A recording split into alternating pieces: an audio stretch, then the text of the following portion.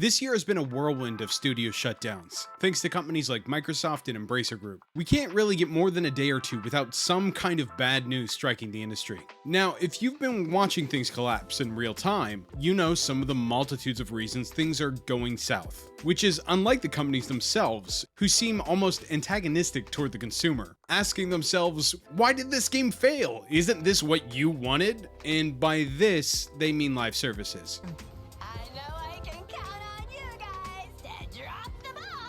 Excellent, but I mean it very sarcastically. Right now, we live in an extremely saturated market for online games. Some would say too much so, and those people would be right. Unless you're under 7 years of age, you probably felt the world shift in 2017, when Fortnite released. Not only bringing a fresh experience to everyone, but also changing the financial landscape of games permanently. Fortnite was free to play, but incentivized you to buy cosmetics and their newfangled Battle Pass. Let's remember that at the time, Overwatch was a $40 game.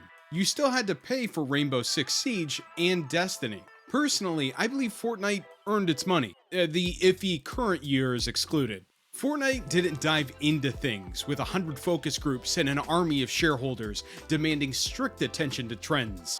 They organically pivoted, and for a good while, let their artists steer the ship. Remember, Fortnite was a zombie shooting game. They decided to add a battle royale as kind of a marketing ploy to get people interested in their zombie shooting game. However, they ended up striking a chord. Fortnite really feels like it was born out of organic creativity. Again, the current years excluded. The core problem this all caused is they've out-earned their competition by a ludicrous amount. We're talking over $20 billion in profit. And when shit like that happens, it makes every other studio go, ooh! Now they all want in on that action. And the problem is, just because it makes money doesn't mean that it's what everyone wants. You see, Fortnite and Roblox has raised the bar so high that it makes every single success up to this point look like a failure. The graph has broken the scale of the page. We're grading on a curve, and one kid got accidentally graded an S rank,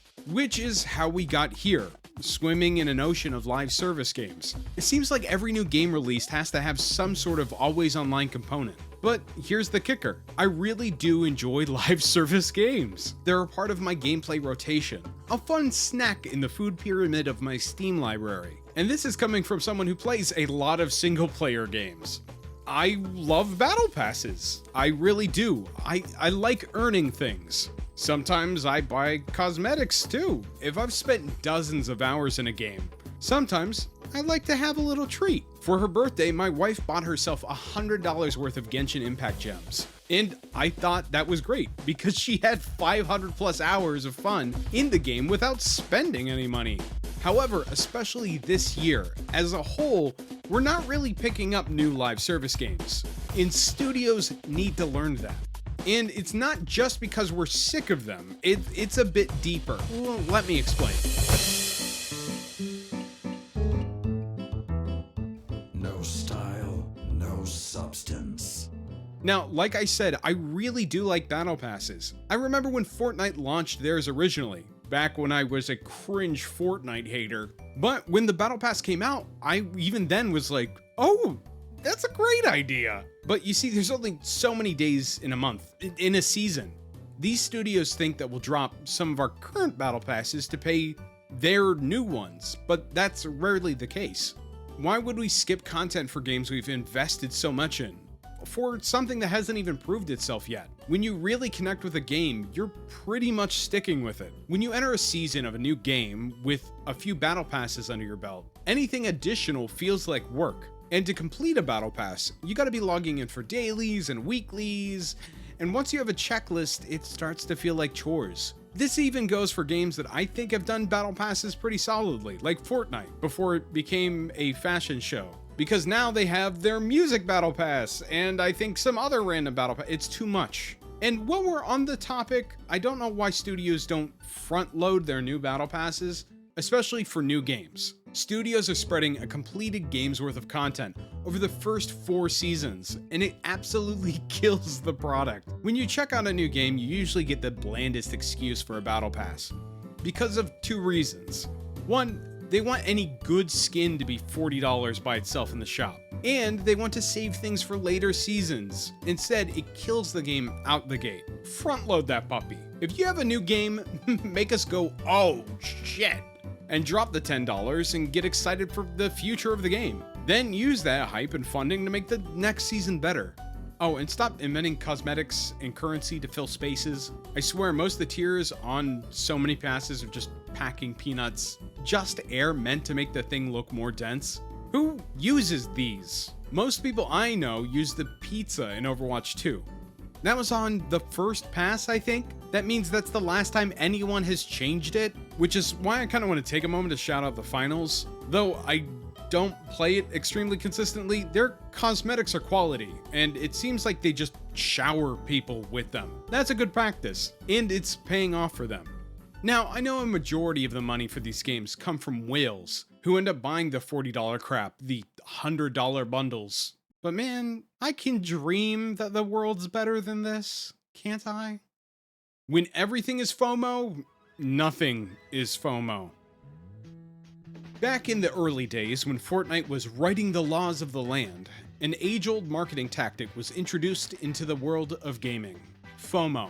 Limited time events, skins with countdown timers, one-time only cosmetics, and of course, the most powerful one of them all, if you miss something on the Battle Pass, you'll never see it again. And for the most part, this worked, but in a way that kind of worked with the audience. The way it was being rolled out made these things feel like exclusive events, things you wanted to experience with your friends. Yes, of course the main point was to make money, but certain aspects did vibe with the players. It felt good to put something on your calendar and look forward to playing it with friends. However, this didn't last very long. Suddenly, everything had to have some sort of time limit to it. You're juggling 5 different games that all have exclusive events. You have to check every single day to make sure there's not a shop item that you're missing out on. Oh, and damn, Twitch is having limited drops for a game you play, and oh shit, Fortnite's having another concert. Oh no, Overwatch's mid-season event. I mean, it's a mid-season event. And it only has 2 days left, and I haven't completed all the challenges.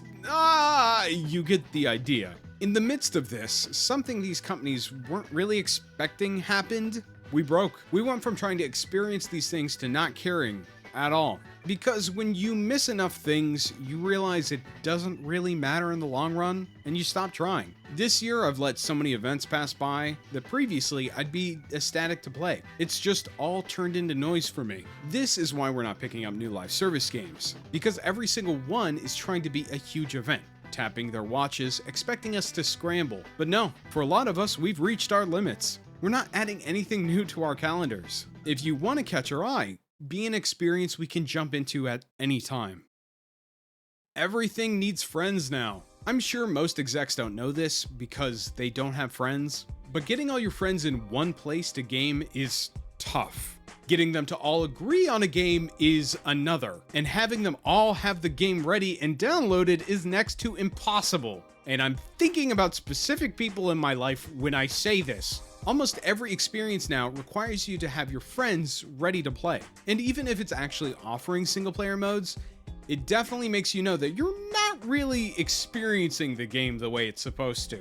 And that only further increases why people aren't picking up new stuff. Because selling all these services to one person is one thing, but selling it to a coordinated group of people is another. Everyone has to be on the same page, ready to game, and all into it. And that is just impossible. And let's not even start with services that have campaigns or end games. Trying to coordinate playing through a story is agony. You're always going to have someone who can't get on that night, or someone who blows through 10 hours of content ahead of everyone else, running through entire levels, spoiling all the secrets when they decide to play with the rest of the group. And if you're thinking of a specific person when I'm saying that, put that friend on blast in the comments. And if it's a game that doesn't really start till the end game, you have to convince everyone to play hours of content before everyone can actually start playing as a group. This actually backfires in more ways than one, because when you're dealing with a group of players, one weak link can stop everyone from playing. Even if the game has hooked one person,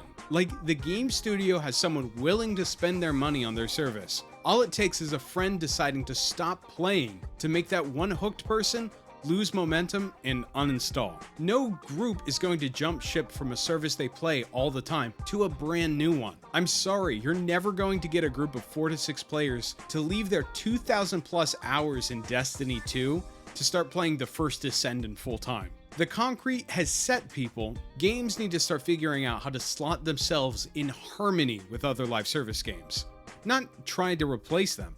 It's like trying to come up with a new sport to replace football. Oh wow, look how much money football makes. I bet we can get a slice of that pie. Maybe even the whole thing. Do you realize how insane that sounds? Fortnite is football. Roblox is football. Overwatch 2 is wiffle ball, and the greasy kid keeps hitting himself with the bat. Come up with a sport fans of football would enjoy to watch from time to time. Don't think you're gonna be bigger than the NFL. You've been listening to me ramble about battle passes for 20 minutes. You think I'm gonna know all the sports stuff? And finally, one of the biggest issues of them all, the graveyard. Every single time we scroll through Steam, we see the rotting corpses of dozens of live service games. Games that promised us that they were gonna be the next big thing. In the last couple of years, we've seen the births and deaths of so many games. And this is the biggest reason we're not playing your new live service game. Players have now developed a death sense. As soon as a trailer is shown, as soon as gameplay goes live, we know. Oh, we'll know. We'll know if your game is going to survive or not. Could it be a self-fulfilling prophecy? Maybe. But it doesn't change the fact that when most of us feel this way, the game usually does die. And studios have only made that sense even more damning. Because now, if a game doesn't do well out of the gate, it's not given a chance to find its footing. It's shut down. Many games barely make it a year. And when they're shut down, your season pass is worthless. DLC is canceled, and any money you spent, cosmetics you've bought, are worthless. It's all down the drain. So even if you are having fun, you're not gonna want to spend money because you don't know if it's money well spent.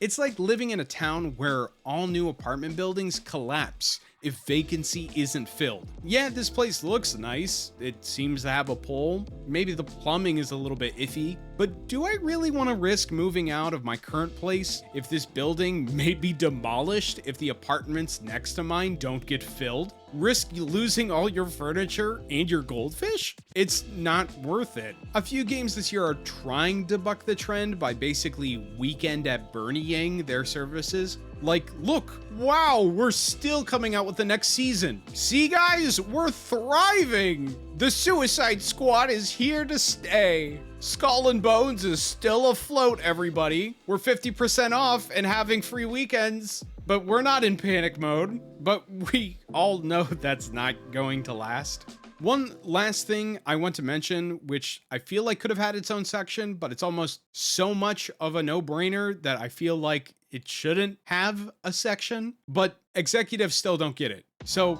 fuck it. Supplemental section. There is no ticket to ride, idiots. You can't have your cake and eat it too. You can't have a $70 to $100 game and still want all the same ways Fortnite makes money. Choose a lane.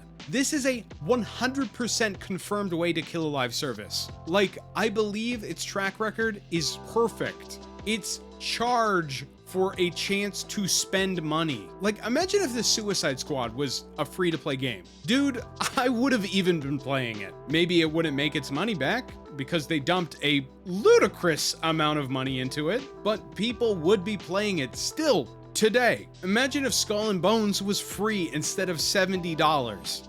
I mean, still, I don't think anyone playing it still. I know, but it would be an option for people to play right now. It'd be easier to get your friend to play. Like, look at Genshin, look at Star Rail, look at Zenless that just came out. You get so much content without spending money. It probably makes back Suicide Squad's budget daily. And it's free. You can have hundreds of hours in the game without spending a cent. But with all of this being said, these are the reasons why, no, we're not picking up your new live service. We're tired, we've seen the patterns, we're smarter, and we're done with the bullshit. Big companies need to realize the dust has... I think a bug just flew out of my mouth. What the fuck? I hate summer. Big companies need to realize the dust has settled. There are winners, and they're not going anywhere soon. Sorry Halo, Call of Duty won. Sorry Rayman, Sonic and Mario won. Sorry PUBG, Fortnite won. Sorry EverQuest, World of Warcraft won. Sorry Overwatch. I'm so sorry Overwatch. It's like if some studios are trying to make a mascot platformer to this day, thinking they're going to be the next Mario. I'm sorry, you're not gonna replace him, but name a good price and make a good product, and maybe it'll end up on my shelf next to Mario Wonder.